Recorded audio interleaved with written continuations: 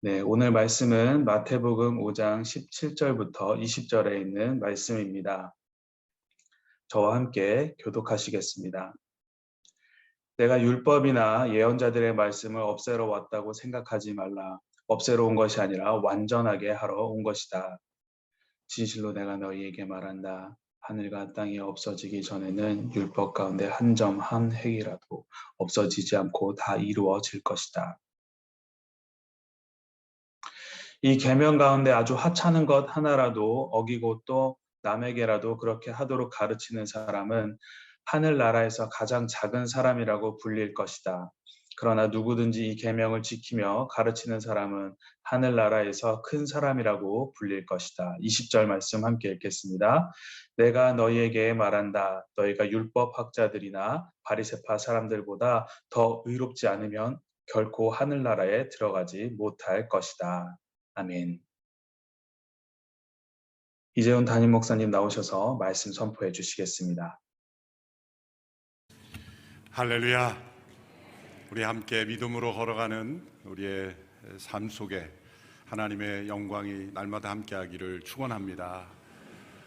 작은 예수 40일 새벽 기도회로 함께하는 모든 성도들에게 우리의 기도에 응답하시고 또 우리의 기도를 통해 인도하시는 하나님의 선한 인도하심을 체험하기를 바랍니다.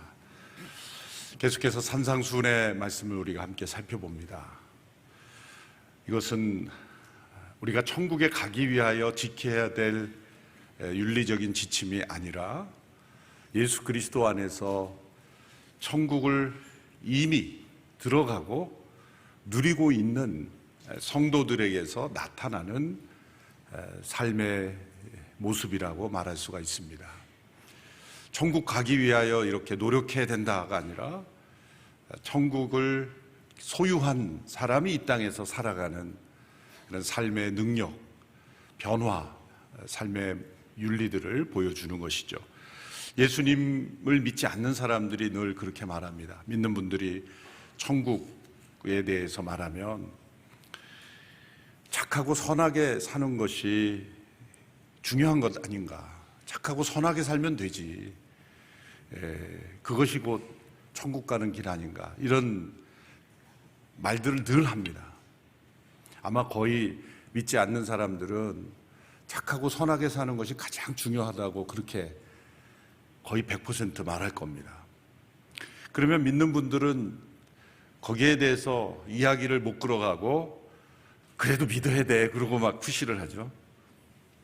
거기에서 뭔가 이야기의 흐름이 단절되는 겁니다.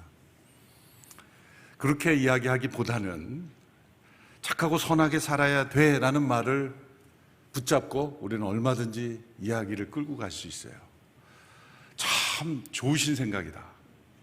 어떻게 그런 기특한 생각을 하게 되었는가. 그런 입장에서 매우 중요한 생각이다.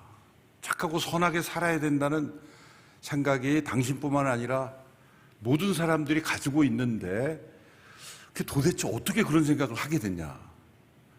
그렇게 자신을 돌아보게 해야 됩니다.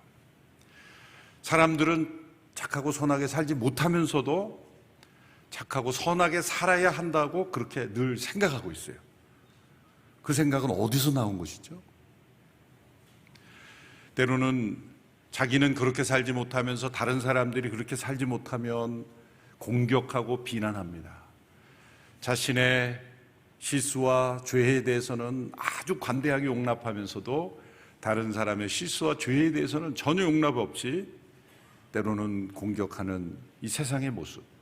그래서 다툼이 일어나죠. 다툼의 본질은 무엇입니까? 그래서 나는 옳고 당신은 틀리다라는 것 아니겠습니까? 이 세상에 존재하는 모든 갈등과 다툼의 원인은 사실은 바로 사람은 착하고 선하게 살아야 된다는 그런 관념이, 신념이 인간 안에 있기 때문입니다. 이것은 본능적으로 가지고 있는 것일까요? 본능 중에 일부가 될 수 없는 것은 착하고 선하게 살아야 된다는 이 도덕 관념은 인간의 여러 본능들을 컨트롤하거나 어느 본능이 더 중요한지를 선택하는 기능이죠. 그것이 본능의 일부가 될 수는 없는 겁니다. 이건 본능을 뛰어넘는 겁니다. 본능 위에 있는 거죠.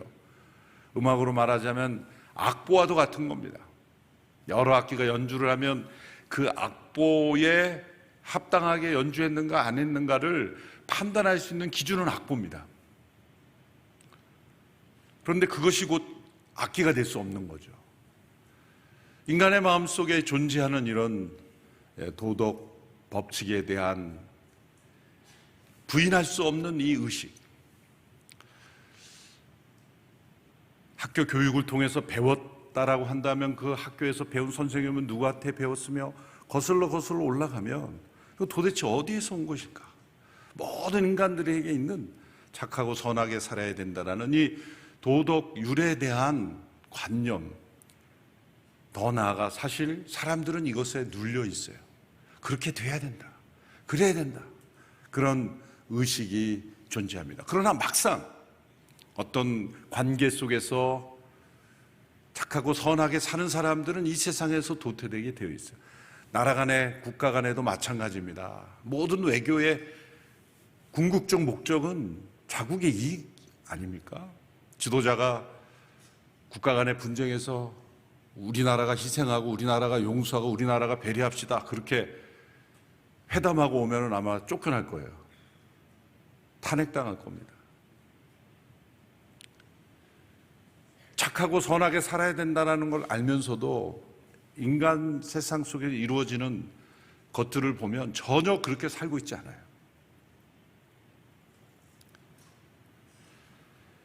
사람들은 이 세월이 흘러갈수록 점점 살기 좋은 세상이 되고 있는 것 같다고 말하지만 사실은 그렇지 않습니다. 뭘 보면 알 수 있습니까? 법전이 두꺼워지고 많아지는 걸 보면 알 수 있어요. 그대로 흘러갈수록 모든 일에 이 현대 사회의 죄악과 비교할 수 없는 나름대로의 도덕률이 있었어요. 전쟁도 보면 물론 과거에는 첨단 무기가 없어서 그렇다 그러지만 성경 시대에도 보면 다윗과 골리앗 대표 주제가 나와서 딱 싸워서 지면 승복하고 다 신사적이죠. 항상 대면하여 전쟁을 하는 거예요. 요즘은 비대칭 전쟁이다, 혹은 스텔스 공격이다, 교활하고 음흉해지는 화학무기, 말할 수 없는 그러한 인간의 폭력적인 것이 더 이 시대에 존재하죠.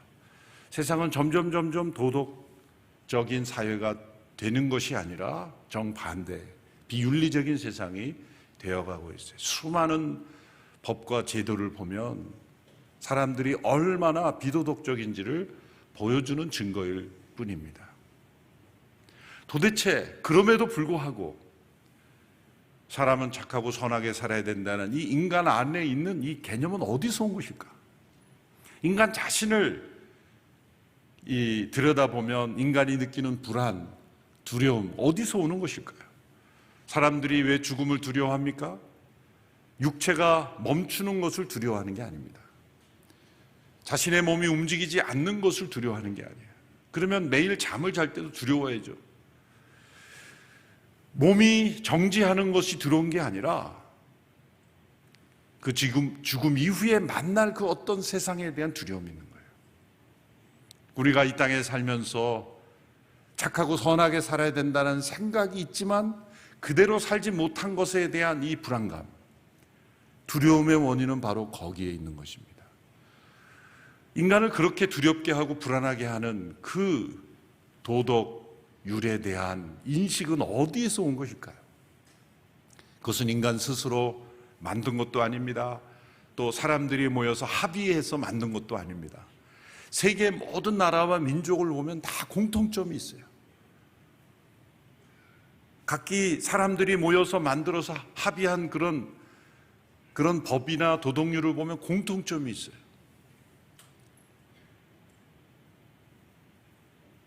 그 이면에는 무엇이 있기 때문이죠. 그래서 인간 안에 있는 이 도덕률의 그 너머에는 바로 그 인간은 착하고 선하게 살아야 된다라고 생각하도록 만드신 그 하나님이 계시기 때문에, 완전하신 그 하나님의 완전히 선하시고 완전히 의로우신 하나님께서 인간을 창조하실 때 그 그 도덕률을 넣어주신 거예요. 그것을 통해서 하나님과 교통하도록 하기 위해서.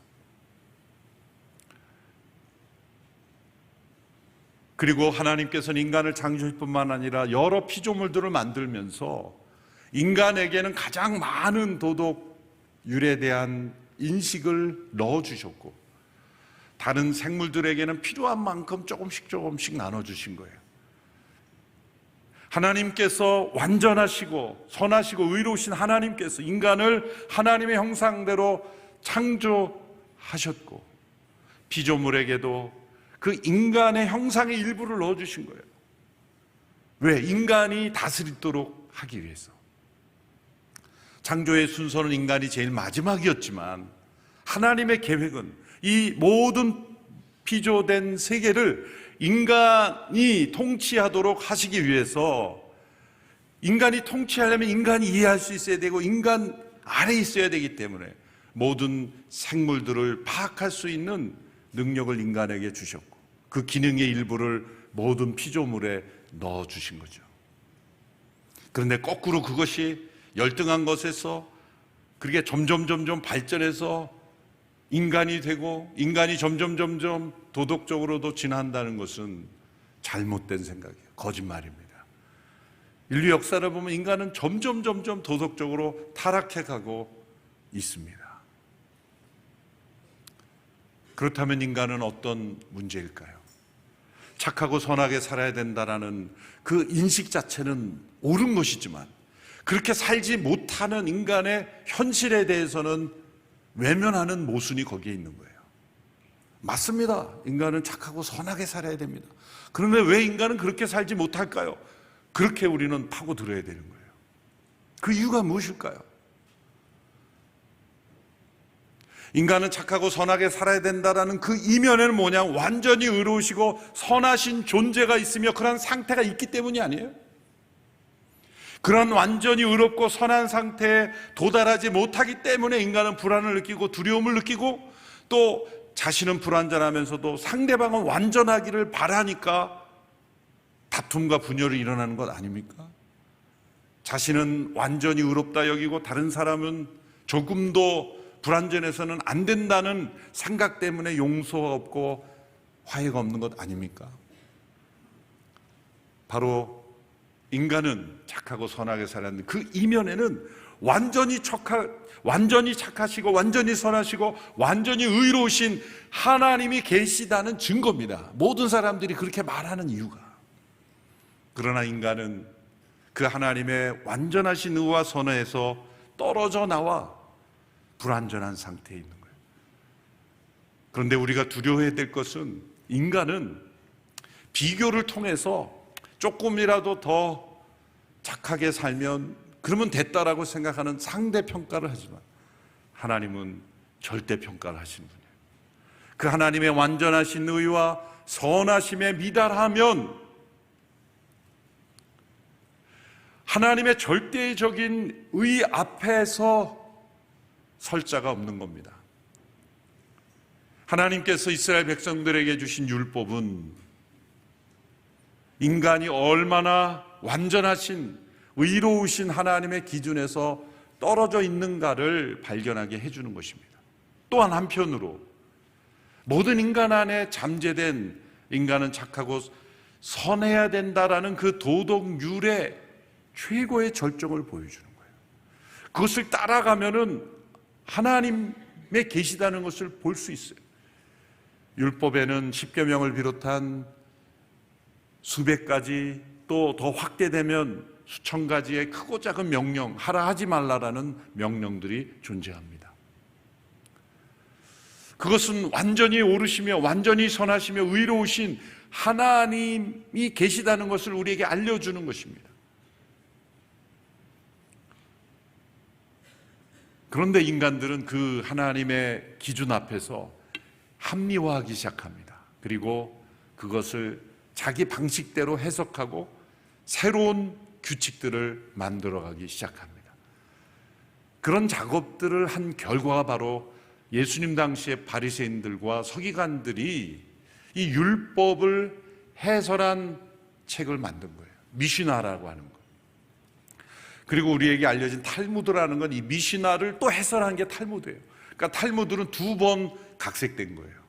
그래서 탈무드를 보면 구약 비슷한 말씀이 나온 것 같지만 전혀 말씀과 멀어진 내용들이 많이 있습니다.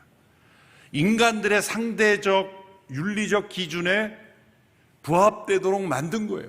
죄책감을 느끼지 않고 두려움을 느끼지 않고 불안을 느끼지 않는, 그렇게 약화시킨 이 하나님의 절대적 기준을 상대화하고 또 상대화해서 모든 사람들이 읽어도 전혀 불편하지 않는 책으로 만든 것이 탈무드입니다.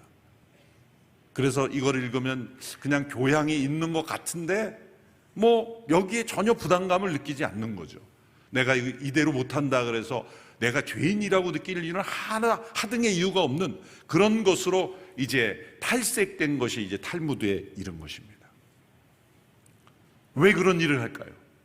그것은 인간에 있는 불안, 두려움, 염려, 하나님의 절대 의로우신 기준 앞에서 서지 않게 하기 위해서 인간들이 해놓은 거예요.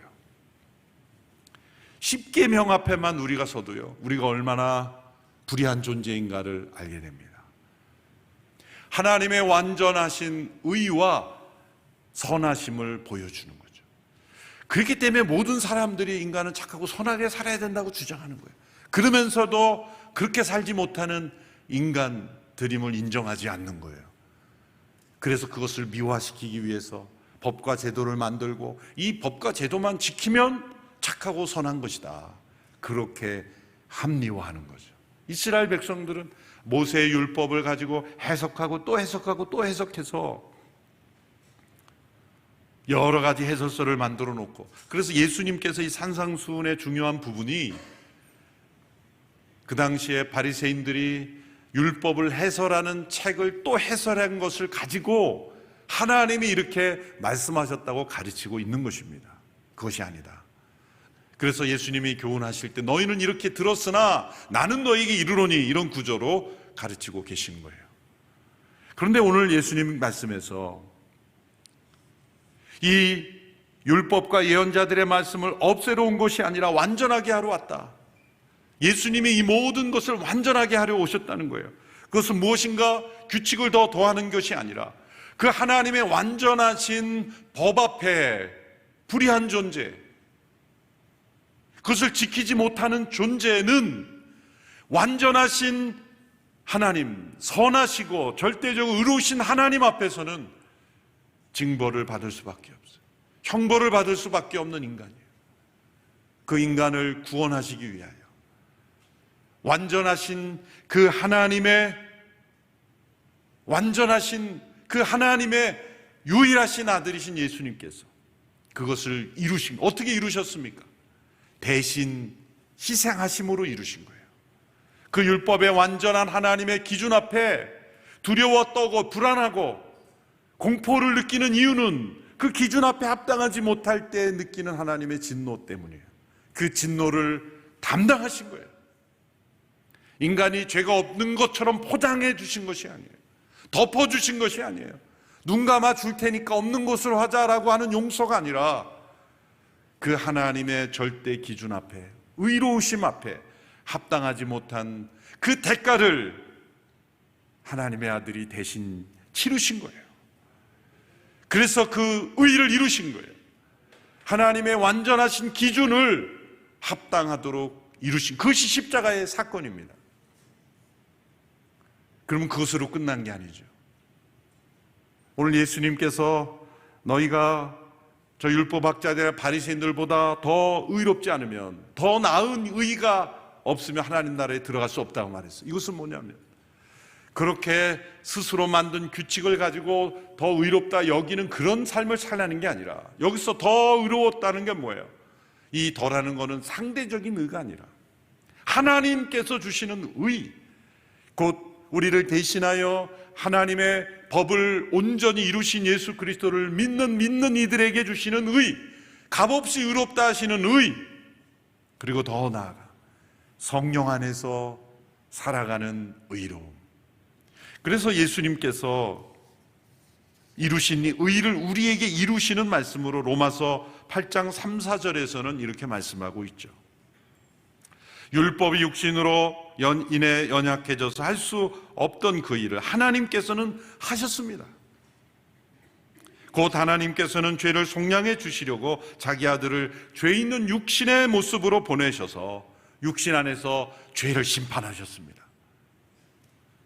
완전하시고 절대적으로 의로우신 하나님 앞에 합당하지 못한 인간의 죄를 심판하셨습니다. 이는 육신을 따라 살지 않고 성령을 따라 사는 우리에게 율법의 요구가 이루어지게 하시려는 것입니다. 이것이 더 나은 의미입니다. 우리는 착하고 선하게 살아야 돼라는 도덕관념으로 스스로 도덕과 윤리를 추구하는 의가 아니라 그건 이미 실패한 것이 바로 십자가에서 나타난 거예요. 인간은 실패했지만 하나님은 구원의 길을 허락해 주셔서 이제는 우리를 값없이 의롭다 하실 뿐만 아니라 이제는 우리 안에 착하고 선하게 살아야 돼라는 의식이 아니라 성령을 따라 살면은 하나님의 의에 점점 가까이 나아가는 그러한 의로운 삶을 살게 된다는 거예요. 구약에서도 이미 말씀하셨죠. 에스겔 36장 27절에 그리고 내가 내 성령을 너희 안에 주어서 너희로 하여금 내 법령을 따르며 내 규례를 지키고 행하게 만들 것이다. 행하라라는 말씀이 아니라 행하게 만드신 성령님이 우리 안에 계신다는 거예요. 로마서 13장에서도 우리 안에 율법의 요구를 이루시며 하나님의 의와 선을 따라 살도록 역사하시는 그런 성령님의 역사를 사랑으로 표현했습니다. 13장 8절에서 10절의 말씀을 보십시오. 우리 같이 읽어볼까요? 시작. 서로 사랑하는 것 외에는 누구에게든지 아무 빚도 지지 마십시오. 남을 사랑하는 자는 율법을 다 이루었느니라. 간음하지 말라, 살인하지 말라, 도둑질하지 말라, 탐내지 말라고 하는 계명과 그 밖에 다른 계명이 있을지라도 이 모든 계명들은 내 이웃을 내 자신과 같이 사랑하라고 하는 이 말씀 가운데 다 요약되어 있습니다. 사랑은 이웃에게 악을 행하지 않습니다. 그러므로 사랑은 율법의 완성입니다. 하나님의 모든 인간 안에 넣으신 도덕률을 이루는 것은 사랑뿐이다. 이 말씀은 십계명의 조항을 다 기억하지 못한다 할지라도 예수 그리스도를 통해 하나님의 사랑을 경험하고 그 사랑 가운데 살아가는 사람은 이미 십계명을 보면은 다 지키고 있는 거예요. 하나님을 사랑하고 이웃을 내 몸과 같이 사랑하는 이 말씀 안에 모든 율법이 다 들어있기 때문에 결국 무엇입니까? 우리에게 착하고 선하게 살아야 된다라는 그 도덕 관념을 넣어주신 하나님은 사랑의 하나님이고 그 도덕의 실체는 사랑이라는 거예요. 그리고 성령의 열매가 결국 사랑이잖아요. 우리에게 있어야 될 것을 하나님이 넣어주신 것입니다. 그러므로 사랑이 율법의 완성이라는 것입니다. 나의 계명을 가지고 지키는 자라의 나를 사랑하는 자라. 이 사랑은 순종하게 하며 이 사랑은 희생하게 하며 이 사랑은 하나님의 마음으로 세상에 살아가게 하고 그 사랑은 희생이기에 소금처럼 녹아지고 빛처럼 자신을 태움으로써 세상의 촉매제가 되어 십자가가 하나님의 촉매제가 된 것처럼 십자가의 희생으로 하나님이 세상을 구원하는 것처럼 우리가 이 세상에 사랑으로 나갈 때 세상은 하나님의 놀라운 역사가 일어나게 될 것입니다. 세상 사람들은 이 바리새인들처럼 자기는 하찮은 것 하나도 어기면서 다른 사람에게는 당신은 왜 이렇게 지키지 않았느냐라고 아우성치는 세상이지만 우리는 역으로 자신을 할 때는 하찮은 것 하나도 지키지 않는 자신을 보며 하나님 앞에 늘 자신을 회개하며 나아가지만 다른 사람의 큰 문제라도 하나님의 사랑으로 관대히 품고 용서할 수 있는 그 하나님의 사람으로 우리가 살아갈 수 있는 저희가 되기를 축원합니다. 세상의 윤리로는 받아들이기 어렵습니다. 세상은 그렇게 가르치지 않습니다. 천국의 윤리이기 때문에 이것은 이 땅에서 천국을 누리는 삶을 말씀하신 것입니다. 이 땅에서 천국을 누리며 살아가는 하나님 나라 윤리로 살아가는 우리 모두가 되기를 축원합니다. 성령을 따라 생하시긴 여러분 되기를 축원합니다. 기도하겠습니다. 네, 지금 이 시간 우리 함께 기도할 때 세 가지 기도 제목 가지고 기도하도록 하겠습니다. 먼저 창조와 함께 우리에게 심어주신 도덕적인 의식만을 주장하는 삶이 되지 않게 하여 주시옵소서. 그렇게 살아가지 못하는 상대방만을 탓하는 삶이 아니라 그 도덕적인 의식을 가지고 우리들의 삶을 돌아보게 하여 주시옵소서. 첫 번째 기도 제목 가지고 지금 이 시간 우리 함께 기도하도록 하겠습니다. 하나님 아버지, 온 인류를 창조하시며 창조 가운데 하나님 저희들에게 도덕적인 하나님 관념을 넣어주사 무엇이 옳고 그른지를 판단하게 하신 하나님, 그 판단 너머에 계신 하나님, 그 의식 너머에 계신 하나님의 존재를 깨닫는 은혜를 베풀어 주심에 감사를 드립니다. 하지만 우리들의 삶의 모습은 하나님께서 주신 하나님 도덕적인 삶을 쫓아 하나님을 닮아가는 삶이 아닌 다른 이들이 그렇게 살지 못하는 것을 놓고 비난하고 판단하고 정죄하며 하나님 아버지 기준으로만 삼고 있음을 고백을 합니다.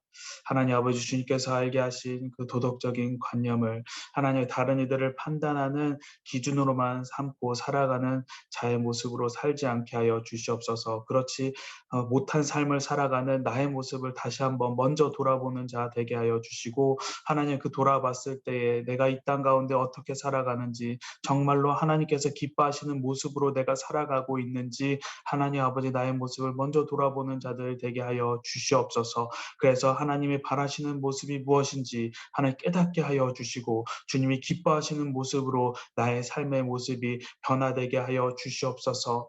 예수님을 닮아가는 모습으로 이 땅 가운데서 살아가게 하여 주시옵소서.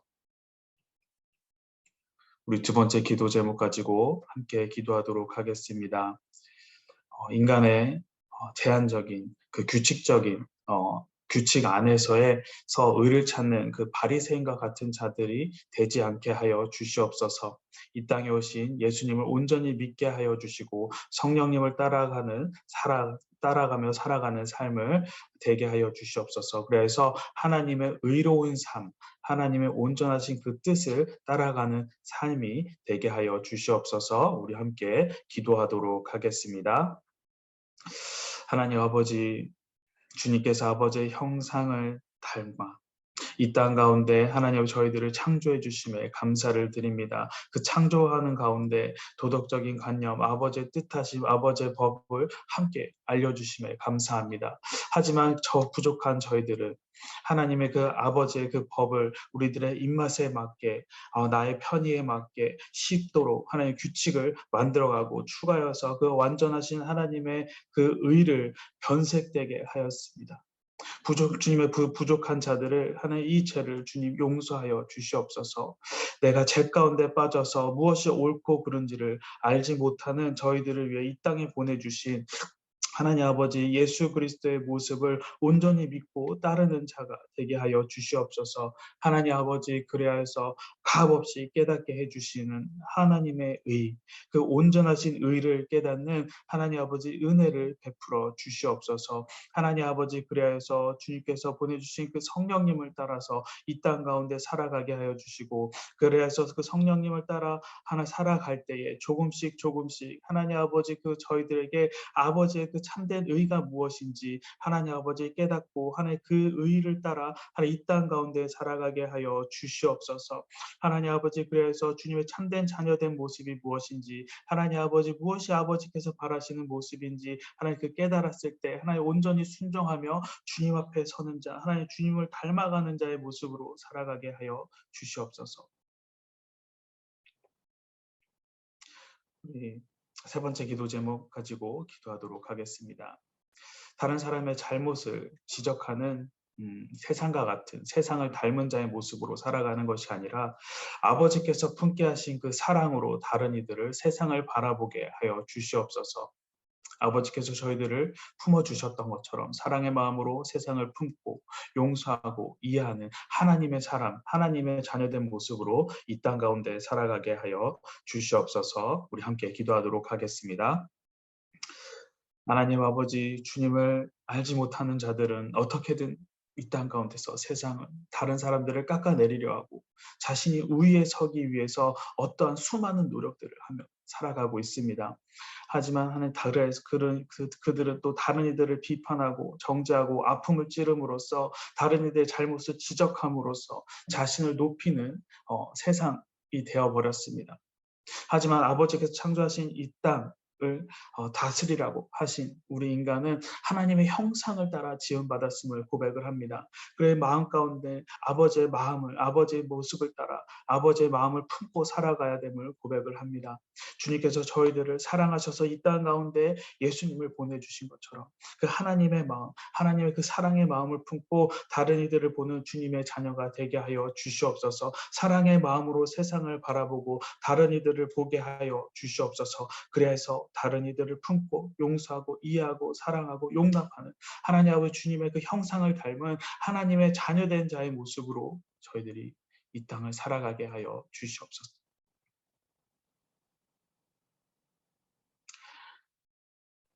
하나님이라는 그 존재를 깨닫는 은혜를 베풀어 주신 주님, 우리들의 모습이 하나님을 쫓는 자들이 되게 하여 주시옵소서.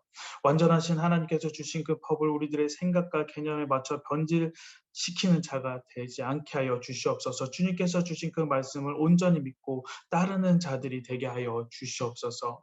그래요. 하나님의 그 온전하신 의와 선을 깨닫고 주님 앞으로 나아가는 자의 모습으로 이 땅 가운데 주님 오시는 그날까지 살아가게 하여 주시옵소서.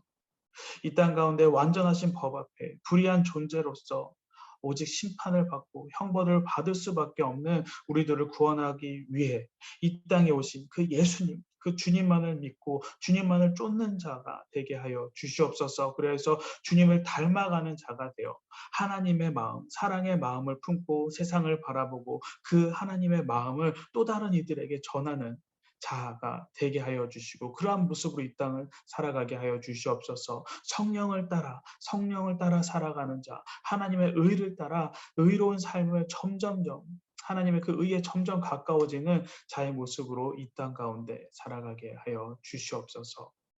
이 모든 말씀 거룩하신 예수 그리스도의 이름으로 기도하옵나이다. 아멘.